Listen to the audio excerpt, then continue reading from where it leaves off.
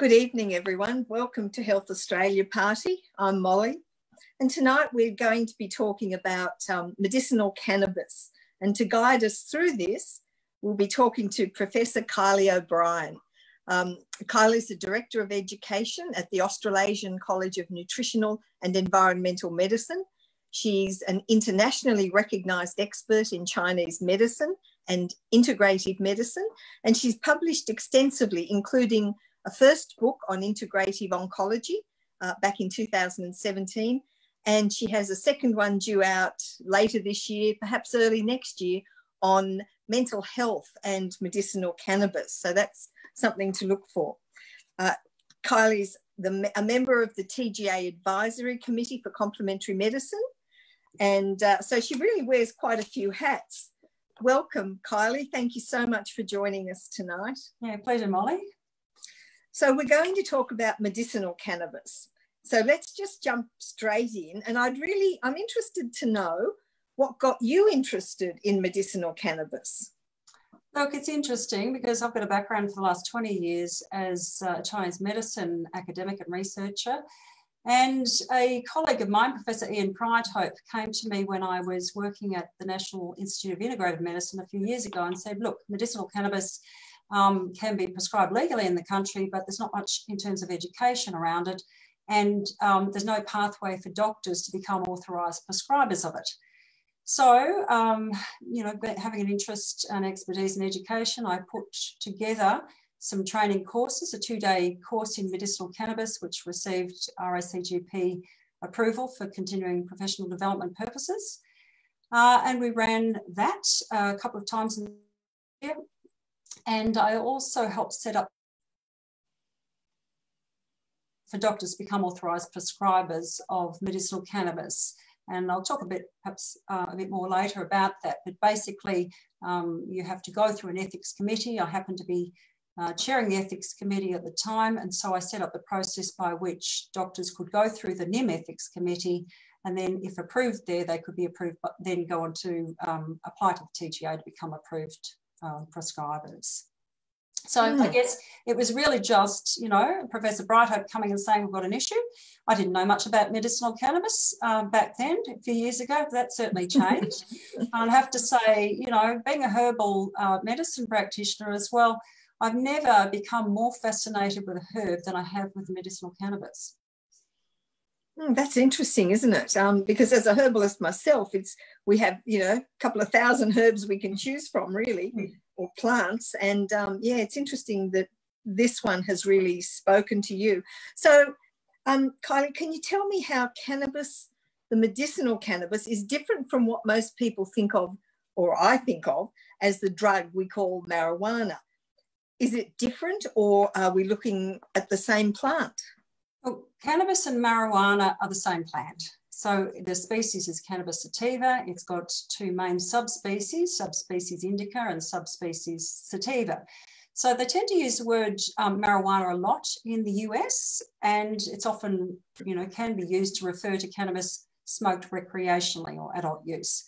Whereas in Australia, we tend to use the word cannabis, whether or not we're talking about recreational use or medicinal use.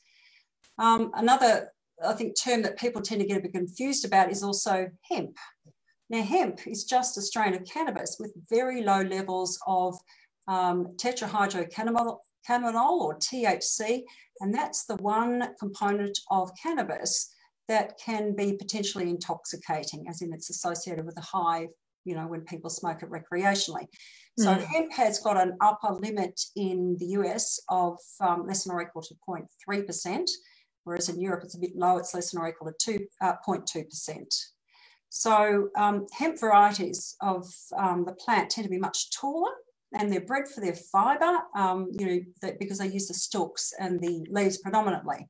And they're used in industry, so they can be used for clothing or ropes and plastic substitutes. They've been used as making bricks, for example, in the building industry. And even if you look under the bonnet of a Mercedes-Benz, apparently some of the components are actually made from hemp, which is something I learned from a colleague when I was giving a talk in Borneo a couple of years ago. But, we see the hemp seeds in our supermarkets, don't we? And health food shops and things like that. So the hemp seeds have been used for foods for eons, for humans as well as livestock. And they're a growing part of the nutraceutical and cosmeceutical industries. So you can get hemp, shampoo and hemp-based, skincare products, that sort of things. But hemp seed doesn't have the phytocannabinoids in it, like THC and cannabidiol, CBD, which I'll talk about in a moment. But they do have a lot of other healthy nutrients, and they've got a great balance of omega-6 and omega-3 polyunsaturated fatty acids. So they've got some health benefits as well. Just to make things even more confusing, though, in the US, they are using flowers and buds from hemp varieties to make hemp-based cannabidiol or CBD medicinal cannabis products. So often it can be very confusing, but, essentially hemp seeds are a food and you can't get high from them. Okay, yeah, I'm a great fan of hemp because I think the uses of it are so extensive and it's undervalued really for its use in industry and building houses, yeah. That's right, yeah. So which parts of the plant are used to make our oil, the medicinal oil? So it's the dried flowers or buds of the unfertilized female plant that's used to make cannabis oil, medicinal cannabis. So you've got little florets of the flower, and they've got little glandular structures on them called trichomes, and it's in there that the plant phytocannabinoids are stored, as well as the terpenes. And the terpenes are the essential oils that give the plant its characteristic smell. So if it's got a lot of alpha-pinene, it'll smell like pine needles, that sort of thing. So a lot of people don't realise that cannabis has probably got over 700 chemical constituents. And you've got some main classes. So one of the main classes is called the phyto or plant cannabinoids. And there are about 120 of these in 11 main classes. But then you've got the terpenes, and there's over 200 of those, but they're not specific just to cannabis. So lots of plants have terpenes in them. And then you've got lots of other plant nutrients. And all these terpenes and these other nutrients provide what they call an entourage effect. So the entourage effect just means that they contribute to the overall therapeutic effect of those main phytocannabinoids. But I guess it's like that 70s ad in years ago, oils ain't oils. So that's sort of showing my age a bit, but there are hundreds of different cannabis strains, and each has got its own chemical profile, and that basically means it describes the amount of those various cannabinoids and terpenes and in what relative amounts they are. So we've got many, many different strains of the plant cannabis. So cannabis is not one thing, in other words. So is it vitally important which particular plant they use then? Which strain? Family or strain? Yeah, it is, because there are, not only do we have the main, phytocannabinoids, which are THC and CBD, cannabidiol, but they've got many other phytocannabinoids, and they can have therapeutic effects on the body as well. And as I said, the terpenes can also, they have their own therapeutic effects. So when you combine them all, yes, some strains are, maybe a bit more sedating than others, et cetera, et cetera. So I think we're at a relatively early stage in the development of this in Australia. I certainly think that there's probably a lot more known about this in the US, where they use it a lot more commonly, I guess, and that it's been, I think 32 states allow the medicinal use, and about 12, I think, allow recreational use. So I think we've got a lot more to learn about the actual strains and which ones might be better for different conditions. Yeah, definitely. Yeah, it's interesting, isn't it? Do we grow the cannabis here that we use, or is it imported, do you know? Most of it at this point is being imported in our medicinal cannabis products, but various groups or companies are growing now in Australia. So yes, that industry is starting to develop quite well, I think. Yeah, lovely. And another new industry for us. That's great. Yeah. So how is medicinal cannabis different, really? Well, I guess I define medicinal cannabis as cannabis or cannabis products used specifically to treat illness and or promote wellness, and ideally prescribed by a qualified healthcare professional and individualised to the patient, like any other herbal medicine is really. And I use that sort of to distinguish it from recreational use. Now, the raw herb or the raw buds can be smoked for medicinal purposes, and that's, you know, reasonably common in the US. But if we talk about proprietary forms of medicinal cannabis products, like the ones that, you know, we can get in Australia, there's probably three main categories. So the first one is what they call cannabis botanicals. So they're dense whole plant extracts, and they've got the phytocannabinoids and the terpenes and other phytonutrients.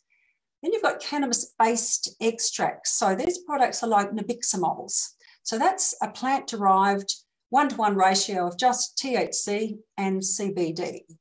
And then you've got the third class, which are synthetic cannabinoids. So they've been basically isolated one of the molecules like THC and synthetically copied it. So there's a couple of drugs on the market called Nabilone and Dronabinol, and they're FDA approved in the US. So they're, you know, the main classes. And I guess if we look at what forms are available in Australia, well, typically at the moment, we've got oils in bottles for oral use. We've got some companies have oils in capsules. And there's a few variations on this. So there's one company that has a sublingual wafer, which dissolves under your tongue very quickly, and that's just CBD only. You've got others that have got oral mucosal sprays, and some companies have got the dried buds available as well. You can also get suppositories and topical use products in other countries, you know, like creams and salves for external use, but I don't know of any on the market, certainly in the legal market here in Australia at the moment. So I suspect that you know, they'll come along fairly soon, I would think, at least the topical use ones anyway. And I think the thing to remember is that in the US, medicinal use also does include smoking it and vaping it using a vaping device. And they've also got other things, like they've got cannabis edibles like cookies and gummies, which I think can be problematic because they're a relatively unregulated market over there. But we'll talk about the safety perhaps a little bit later. Yeah, interesting. Yeah. So something that I'm curious about is, how does it work in the body? Well, what does it do that's so special? Well, interestingly enough, we have got our own, we make our own cannabinoids. We have what's called an endo, or within the body, cannabinoid system. So we make our own endocannabinoids, and the two main ones are called anandamide, and ananda means bliss in Hindi, and 2-AG.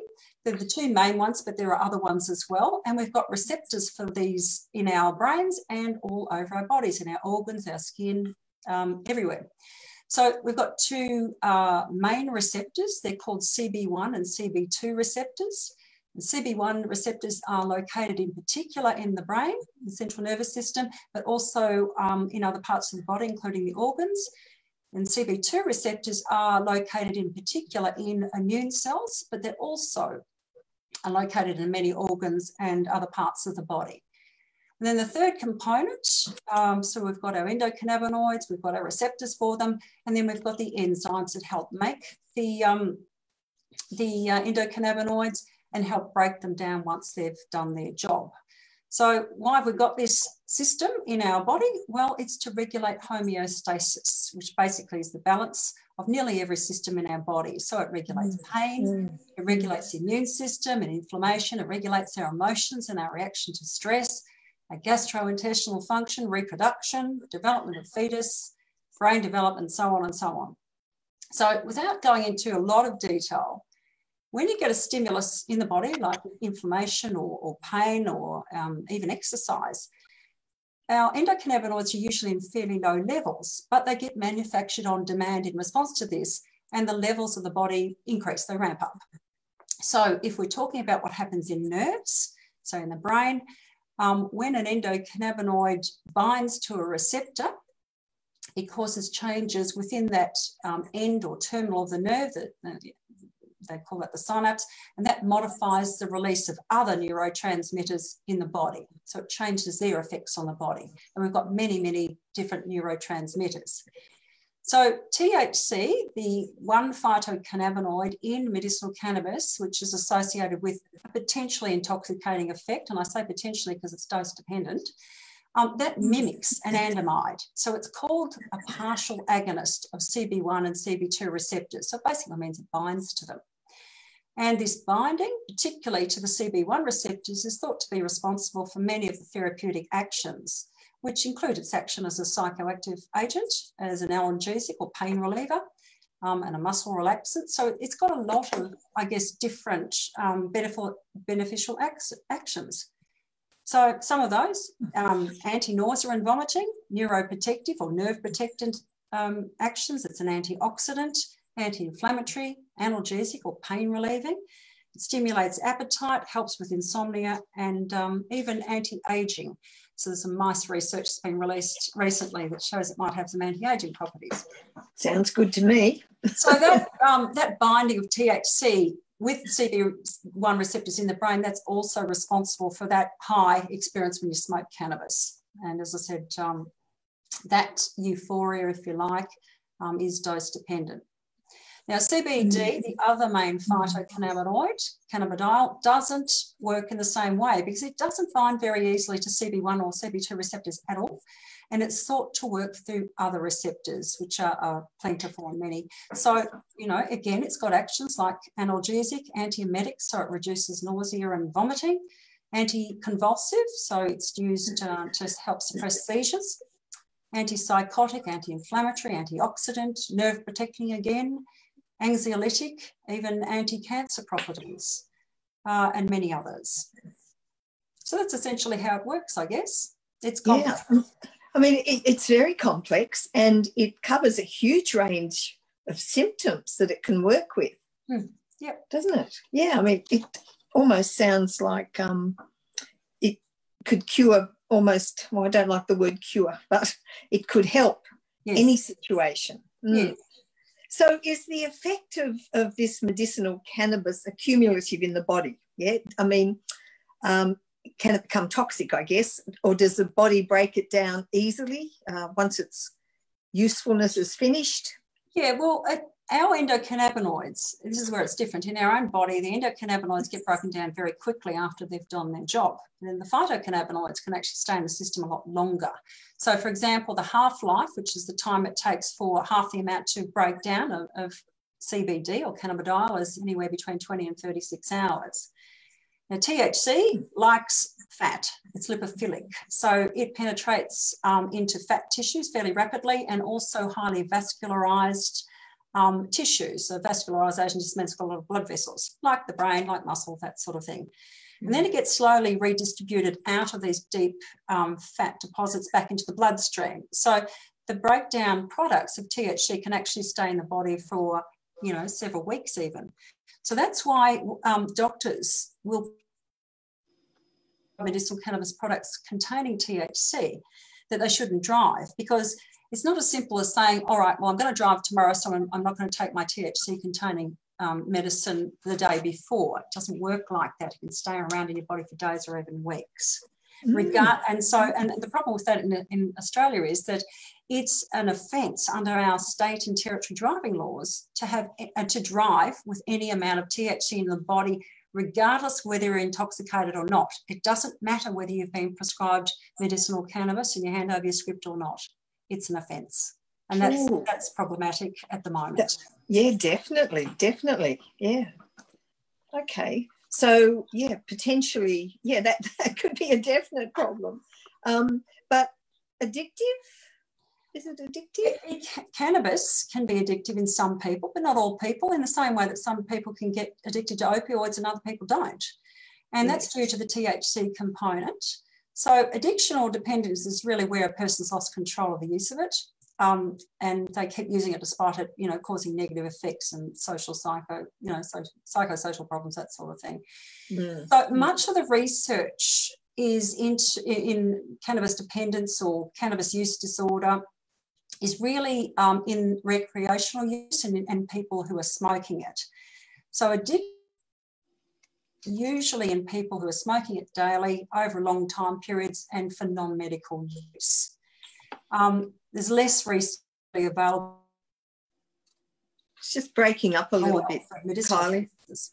Sorry, just can you repeat that? It just broke up a little bit. That's okay. I was just saying that addiction or dependence is usually in people smoking it daily over long time periods for non-medical use.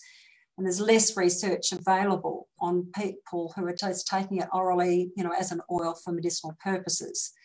But look, it is possible if a cannabis medicine's got THC in it, I guess it is possible. And if it was used daily over a long time period, it's possible perhaps that someone could become addicted, just like it is with other medicines.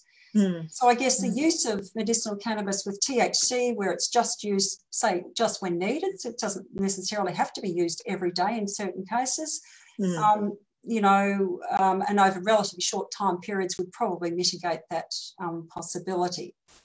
So I guess, you know, theoretically, yes, potentially someone, you know, could become addicted to a prescribed cannabis medicine containing THC, which is probably why it needs to be monitored and prescribed by a qualified medical practitioner. CBD, on the other hand, cannabidiol, is not addictive, and it doesn't convert to THC in the body either. I guess what's probably more problematic, I was having a chat to an addiction medicine specialist, Nick Blensiris, today. He's a research colleague, and we were talking about the problems with cannabis, and he said, look, the more of the problems are more likely with THC withdrawal symptoms. If you, you know, and they're easily managed if you taper off it. If you have to go off it, you taper off, you don't suddenly stop. And, you know, some of those withdrawal symptoms can be sleep disorders and mood problems like being, you know, irritable or anxious. So usually his advice was, you know, usually tapering off over a week or so mitigates these kind of withdrawal symptoms. And it's the same for quite a few of the prescription drugs. You don't just stop anything, you taper it down, let your body readjust. Yes. Yeah. So with this medicinal cannabis, can you overdose on it? Look, in general, medicinal cannabis is considered relatively safe. And there was a WHO, World Health Organization, report on THC, and they stated that toxicity compared to other recreational and pharmaceutical drugs. But you can overdose on cannabis, and it can lead to some unpleasant side effects due to the THC content. And I guess these, again, are dose-related, and, you know, different people would be perhaps more susceptible than others. And again, a lot of the reports, Molly, are on side effects of cannabis and cannabis overdoses, particularly in the US, relate to the recreational use and the smoking of it. And of course, there's been reports of kids being hospitalised because they've got into their, you know, parents' cannabis supplies. But we've got to also remember that the cannabis bred for the recreational market is bred to have very high amounts of THC in it. So remember I said before, oils ain't oils. You can have plants that are bred for very high THC, and they are definitely the ones on the recreational market because that's what people want. And there are products in the US that are very potent in terms of the THC, like dabs and other things. And of course, they've got edibles like cookies and gummies, and it's very difficult to know what the THC content is. So they could be easily overdosed on as well. Their market in the US is relatively unregulated. And I think that's one of our strengths in Australia is that, you know, we are regulating in a sensible manner. And I guess the other thing is THC can interact with alcohol. So you've got increased likelihood of driving accidents have been reported in the literature there. I guess the other thing, the WHO report stated that the absence of mortality with THC might reflect the low density of these CB1 receptors in the brainstem regions that control cardiovascular and respiratory functions. But I do have to say that I've read some studies in the literature where there's been reports of adverse effects on the heart from overdosing on cannabis, including myocardial infarction and atrial fibrillation when the heart just sort of beats, you know, out of control. So I certainly don't agree when, you know, people say, oh, it's completely safe. So if we look at, you know, perhaps some of the, I mean, look, there's lots of, I guess, information on the side effects of smoking cannabis just recreationally, but it's just frozen again, Kylie. Sorry, can you just repeat that? Yeah, I can. Dropping out a bit. That's all right. Look, I'm just saying that there's lots in the literature about side effects of cannabis, but what I wanted to perhaps put across is perhaps more the side effects of cannabis-based medicines. And I guess some of the more common ones you might and fatigue, dizziness, dry mouth, cough, phlegm, bronchitis if it's smoking only. Anxiety, nausea, and some cognitive effects.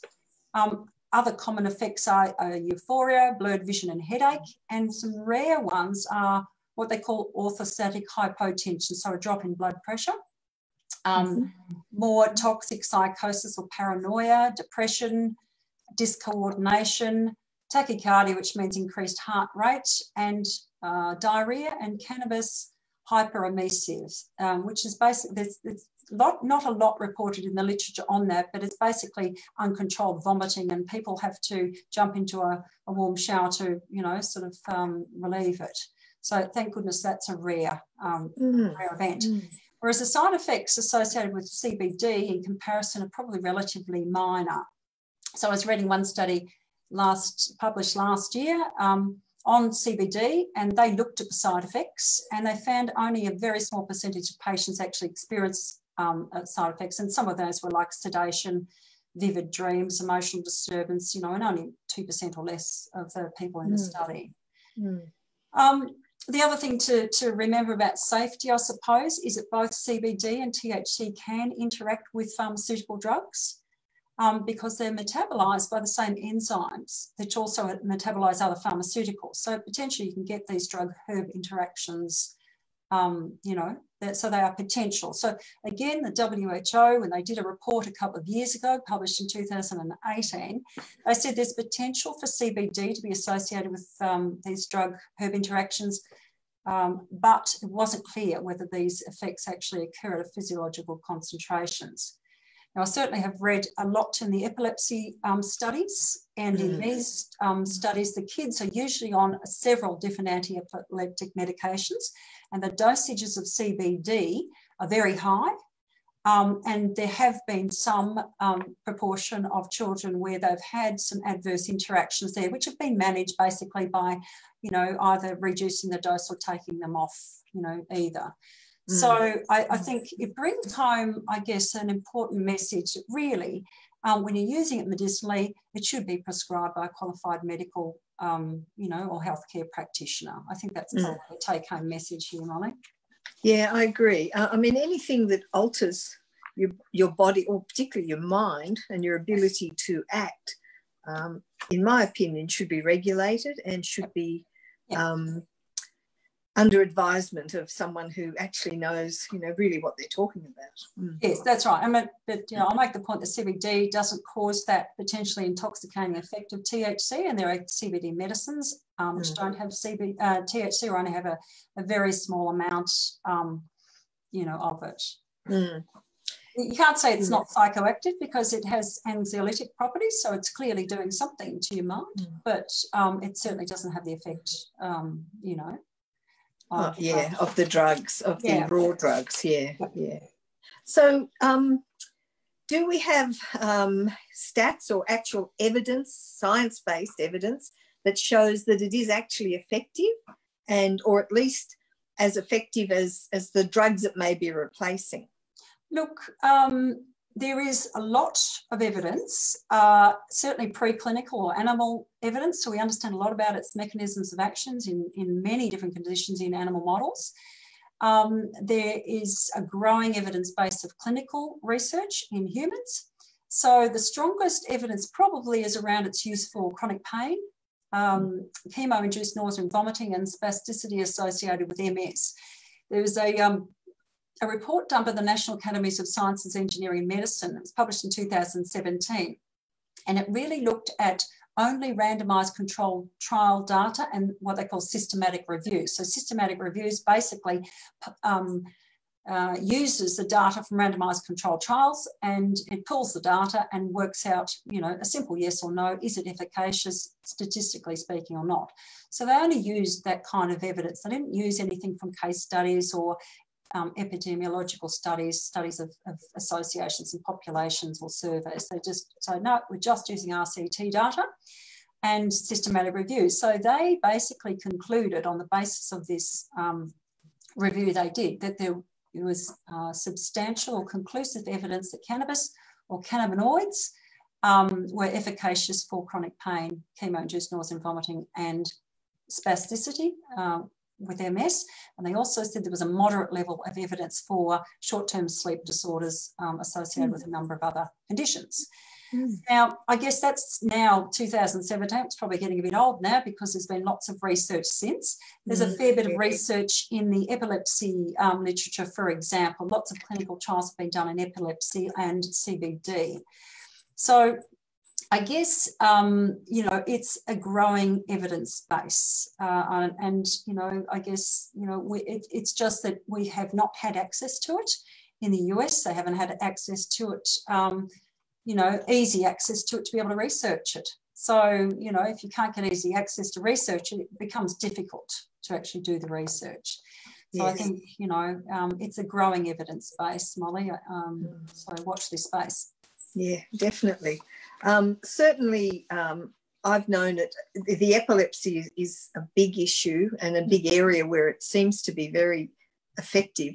And for pain management, it also, what I've understood is that it seems to be very beneficial. Yes, that's right. Yep. But you also mentioned a lot of other really good reasons that someone might take it or use it. Yeah. So you, I guess it's fair to say, can you get a high, or you can't really get high from using it if you're using it as prescribed? Look, I guess technically you could get high from proprietary forms of, you know, prescribed medicinal cannabis, only if it contained the THC, of course, and you had a high enough dose of it. You know, if you're particularly sensitive, I guess, so that's why it should be prescribed by a qualified healthcare practitioner. But you're not going to get you're not going to get stoned in the same way that you sort of smoke a joint, if you like, because when you're smoking recreational cannabis, the amount of THC is much, much higher than what you're going to get when you're prescribed medicinal cannabis. So, look, some people have described a kind of a floaty effect with some of the products with THC, but it's usually subject to tolerance, or, you know, simply reducing the dose, you know, helps get rid of that. So, you know, it's why doctors start on a low dose and they increase or titrate the dose up slowly. So, you know, it needs to be under supervision of someone who knows what they're doing. And having said that, or look, CBD. Sorry, it's frozen again, Kylie.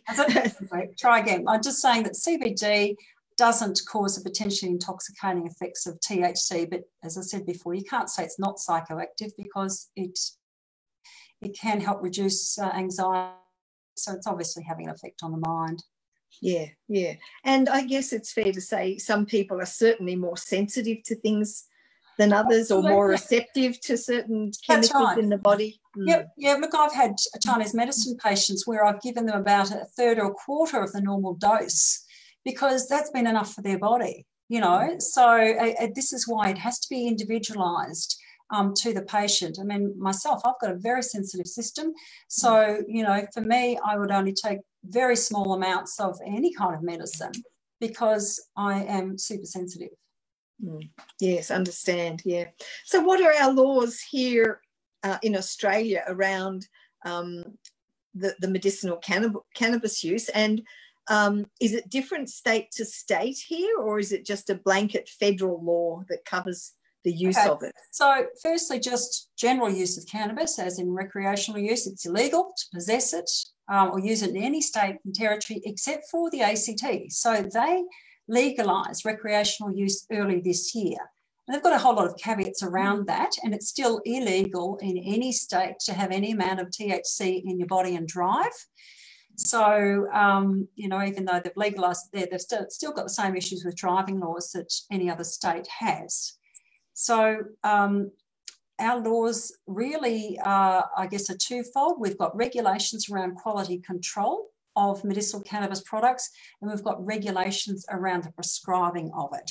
So, for example, with prescribing, only medical doctors are able to prescribe, and that does change from state to state. In Tasmania, only specialists can prescribe it, not general practitioners, whereas in the other states, I think, you know, general practitioners are able to prescribe it. So there's a difference there. Now, anything with THC in it over a certain amount is a Schedule 8 drug on our national poisons list. So that's a controlled substance.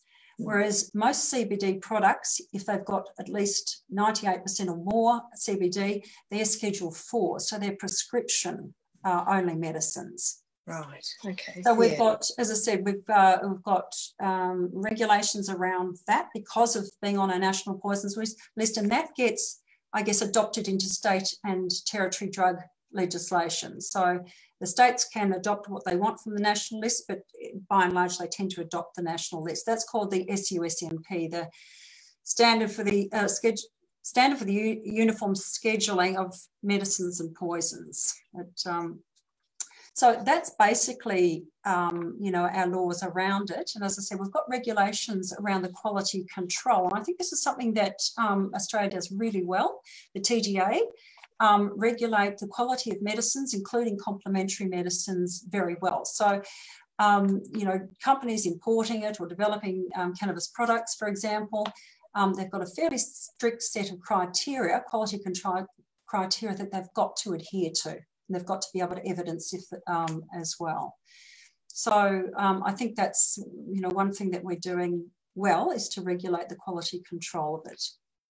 Agree.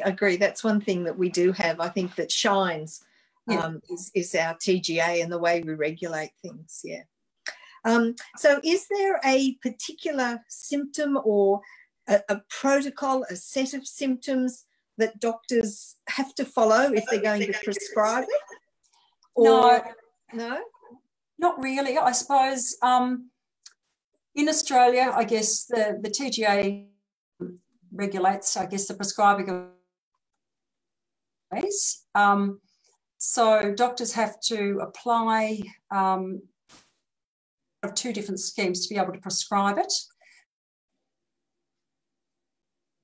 It's just freezing again, Kylie. Sorry. I don't know what's going wrong. That's okay. I'll start Technology. That again. I know, it's fun, isn't it? Yeah. Look, under Australia, the TGA basically regulates the prescribing of medicinal cannabis by doctors, but there's no list of approved conditions for which doctors might prescribe. Unlike in the US, where different states have got lists of approved conditions, we don't have that here. Having said that, if you look at the TGA website, they do list various conditions for which it has approved special access B applications through, but it's really up to the doctor in consultation with the patient to decide whether medicinal cannabis might be right for them or not. And generally, the TGA recommend that other medications should have been tried first and that medicinal cannabis is not a first-line therapy. Yes, okay. So what are the main uses of medicinal cannabis? Look, the list. Sorry, it's freezing again. I know. Okay, now you're back. That's all right. I was going to say there's many conditions for which medicinal cannabis looks like it's very promising, and I guess there's a variable amount of scientific evidence around efficacy. Does it work or not? Now they did a study back in 2016, just when cannabis was starting to be legalised for medicinal use. It was done by Nick Lenceris and a group in New South Wales. And they surveyed people who were using it for medicinal purposes, and these people have been using it for, on average, about 10 years. And they said, why are you using it? What are the top reasons? And the main reasons were anxiety, back pain, depression, sleep, and neck pain, and PTSD. Now, when I look at some of the research in the US, the Washington State survey, again, done in around 2016, their top most frequently reported conditions for cannabis use were pain, anxiety, depression, headache or migraine, nausea, and muscle spasticity, presumably associated with MS. So there's lots of different conditions that potentially can be treated. So, pain, obviously, and we've talked about chemo-induced nausea and vomiting and spasticity and sleep disorders. Also anxiety and depression and PTSD look promising. Epilepsy, neurological conditions, inflammatory conditions, arthritis, diabetes. So there's a lot of, I guess, potential areas where it could be useful. Yeah, I think it certainly sounds like it'd be worth a few trials to see what did or didn't improve. So how do people get the medicinal cannabis? I know they have to go to the doctor, but would they would they have to have had taken the other drugs first, say painkillers, for instance, perhaps not have had success, and then can the doctor suggest taking the medicinal cannabis, or Generally, most people have tried a few things before they sort of look at medicinal cannabis. And again, I guess that's the advice of the TGA. It's not first-line therapy. Other things should have been tried first. But I guess a patient might be philosophically opposed to, you know, using pharmaceuticals. Like myself, I probably would be. So, you know, I guess if you can, a doctor can justify that, you know, there is some evidence that it could be potentially helpful for a patient and the other, you know, things haven't worked, or there's been unwanted or unacceptable side effects, and that's a reasonable justification. So I guess what happens is that in Australia, you get it prescribed by the doctor, but it's not as simple as just saying, you know, going in and seeing the doctor, walking out with a script. The doctor has to apply through one of two main schemes to be able to get it for a patient. So one is called the Special Access Scheme B, and they basically fill in an online form and it goes to the TGA, and the TGA will then approve it, and then that approval will come back usually within 2 days to the doctor. If it's a Schedule 8 medicine, so let's say it's got some, you know, a reasonable amount of THC in it and it's a Schedule 8 medicine, in some states, that form will also need to go to the state health department. So it's not one online form, so it would automatically go there if you check the box. And they also have to approve it as well. So that's the first scheme. So it means that every time the patient comes in, if they want to come in for a repeat, the doctor will then go through that process again. They'll apply to the TGA to have it approved, and then it'll come back, yes, approved, and then they can give the prescription to the patient to have it filled in a pharmacy. Whereas the other way that doctors can prescribe is that they can become authorised prescribers. That's another TGA scheme. Basically, the doctor says, look, I would like to be authorised to prescribe for these conditions. Let's say it's pain and anxiety.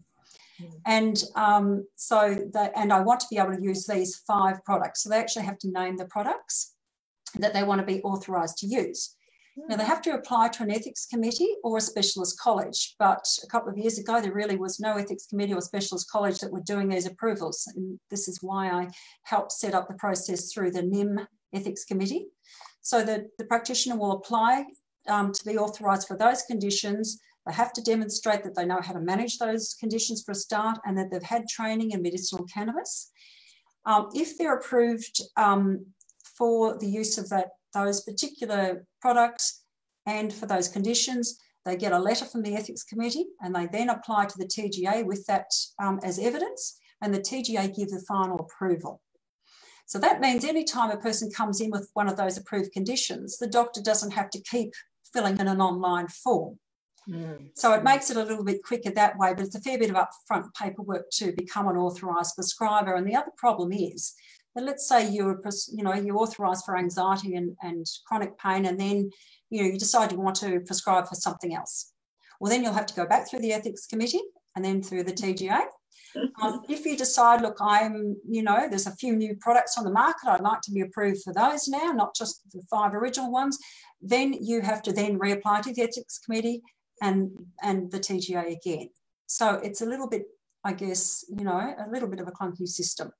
But the reason that we've got those in place is that medicinal cannabis is an unapproved medicine in this country.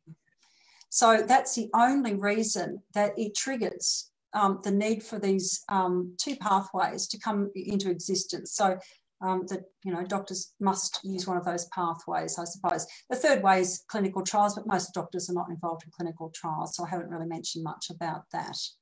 But that's the system at the moment, while medicinal cannabis is considered an unapproved good. Okay. Are there many doctors in Australia who have started to follow the protocol and use it? Prescribe. Yeah, look, there's about the TGA website, there at the end of May this year, I think there are about 89 authorised prescribers. And I think there are something like 46,000 applications had been approved for the Special Access Scheme B. That doesn't mean all of those are, that's not 46,000 people, because every time you come in for a repeat, that's another application. So we don't know how many, you know, individual patients that actually means. And of course, you know, if you're an authorised prescriber, you don't have to, the TGA doesn't report on, you know, number of patients seen by authorised prescribers. So you probably don't know the true extent of how many people have been prescribed, you know, cannabis in the country. Yeah, hard to get those figures. Yeah. So how long does a prescription last? Do they give you a prescription for a month or 3 months? Or usually it depends on the doctor, but usually a month would be not unreasonable, because they want to monitor closely the patient. So, you know, I think that most doctors tend to be fairly prudent, careful with it. Yes. But I mean, you know, I can't answer that because I'm not a medical practitioner. Right, okay. And is it expensive to get a prescription filled? Does it? Yes, I'd say yes, it is. You know, so, you know, a month's supply might cost you 175, could be 300, and that's, you know, for just a month's supply. But if you're taking a high dose of it, then you might be up for a lot more than that. For example, kids with epilepsy, generally the dose for that is quite high, much higher than you'd use for anxiety and other and chronic pain and things like that. And so that can be hideously expensive, you know, for parents of epileptic children. Yeah, well, it could be expensive. So is there a rebate system? I mean, do they? No, nothing. No, we're not, it's not on the PBS at this point. So, you know, maybe that will happen in the future, which would be great. I think the first thing that they've got to sort of do is finally approve it as a medicine and stop calling it an unapproved medicine. I think that's probably one of the first steps. Is that in the wind? Is that sort of something that's... Not that I'm aware of. I think, you know, there was a group of us that put in an application earlier this year to get CBD, cannabidiol, removed from the SUSMP and regulated as other herbs are regulated on the Australian Register of Therapeutic Goods. The TGA at the same time put in their own application to their own committee and went up against that application to change it from Schedule 4. So it was dose dependent, so they had a dose cap on it, but changed cannabidiol from Schedule 4, which is prescription only, to Schedule 3, which is pharmacy only. So we won't know the upshot of that until the end of the year, you know, but it'll be interesting to see the outcome, I suppose. I guess part of the bottleneck in Australia is that only doctors can prescribe it and some nurse practitioners. Other forms of practitioners like herbalists cannot prescribe it. Do you think that would ever change, that herbalists... Look, I think it should. Right? Personally, I think that herbalists should be able to prescribe CBD. I think there's an argument to keep THC. So it's just stopped again there when you mentioned THC.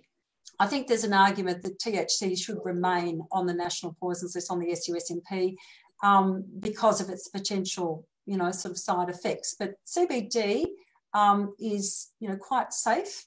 The exception, of course, is that it can interact with some medications, but other herbs can too. So any good herbalist trained properly, and most people have to do a bachelor degree in herbal medicine or naturopathy to be able to practice, and certainly, you know, it's a bachelor degree in Chinese medicine, they should be well on top of potential drug-herb interactions. And of course, the average herbalist is not going to be managing a patient with epilepsy, a child. They're going to be leaving that to the specialists. Correct. So I think with appropriate labelling, I think there is an argument that CBD should be regulated in the same way that other herbal medicines are regulated. That's my opinion. Yeah, well, I certainly agree with that. I think it's a valuable, very valuable product that seems to work very well in the human body because of the receptors that we've got. Yeah, and really I like to see things like that available. But I think from my perspective, growing up in the 60s and the 70s, in the hippie times, I guess, the mental sort of connotations that go with marijuana or cannabis, it sort of takes me a little step to get past that, to think, well, this is really just a therapeutic product. It's got nothing to do with hallucinogenics, really. No, look, you know, what people probably don't realise is that it was prohibited in 1937 in the US, but before then it was in very common usage. So medical doctors prescribed it. There are many, many different indications they prescribed it for. The American Medical Association tried to block that Marijuana Tax Act, 1937, but they weren't successful. And I think part of the history is, I mean, it's been used for centuries. We know it's been used, you know, 6,000 years ago in China, been used in India, you know, Egypt, even 3,000 years ago. There's papyrus that have shown a prescription for asthma, where they used to heat that and other herbs on a stone, and the person would inhale the fumes. And that's, you know, it's a bronchodilator, so that's why it worked 3,000 years ago. Yeah, but, you know, I think part of the history, at least in the US, was that, something I didn't realise, in 1920, for about 14 years, alcohol was prohibited. I didn't realise that at all. So I guess the regulatory body, once that became, you know, available again, they had to turn their mind to something else. And it was led by, you know, the head of that department, Harry Anslinger, and he turned his eye to marijuana and demonising that. So he was successful in putting through the Marijuana Tax Act in 1937. It was a progressive smear campaign by the Rupert Murdoch of the Times, I suppose, helped out with that. And they had all sorts of ridiculous claims about cannabis causing this, that and the other. And of course it became, you know, associated with the counterculture, Malcolm X and Satchmo and the jazz scene. And, you know, when you look at people who've been thrown in jail in the US, you know, for possession of cannabis and whatnot, they tend to be black people. And that's, you know, as I said, you can see the, you know, what the agenda was. Yeah, it's interesting, isn't it, when you look back over history? It's been maligned wrongly. I mean, you know, the founding father of modern medicine, Sir William Osler, used to prescribe it. And Sir John Russell Reynolds was the personal physician to Queen Victoria, and he prescribed it for her menstrual pain. So, you know, you had the top blokes in medicine at the time in the 1800s prescribing it, advocating it. So, you know, people forget because, you know, they don't know the history of it, that it was in common use. Yes, yeah, I think there's quite a few drugs that we have illegal now that were in regular use, medical use, yeah. Yeah, it's very interesting, isn't it? It's quite fascinating, the history of medicine and herbs. Yes, yeah, no, it is. Okay, well, thank you, Kylie. I found that quite fascinating because, like I said, for me, there's more of an older sort of view of cannabis in the terms of marijuana, but looking at it from a medical perspective, it has enormous benefits for the human body. I think you're right. It has got tremendous potential, and that's why, you know, as I said, I'm fascinated. I'm very interested in the research. I'm becoming involved in the research side of things as well. And, you know, I hope that our government, you know, will support the medical research into this most valuable plant. Absolutely. And I think too, if the situation that we're in today with all the people are so fearful and with the virus and all the lockdowns and so on, the mental health benefits, the anxiety and so on, it would be very valuable to use. Yeah. And I'll certainly look forward to your book coming out, Mental Health and Medicinal Cannabis. I think that'd be very valuable and very timely. Yeah, thanks, Molly. Kylie, thank you. Thank you so much for joining us tonight. I've enjoyed it very much and learned a lot. One of the things I've found in doing these talks is that I learn so much. So it's a great benefit. So thank you for your time. I appreciate it. I know you're an incredibly busy person, And thank you for sharing all your knowledge and for joining us tonight. Yeah, my pleasure, Molly. Thank you. That's it for tonight, people. Thank you so much for joining us. We appreciate your support at the Health Australia Party, and we look forward to having more talks. We've got a lot coming up, and thank you for your support, everyone. Good night.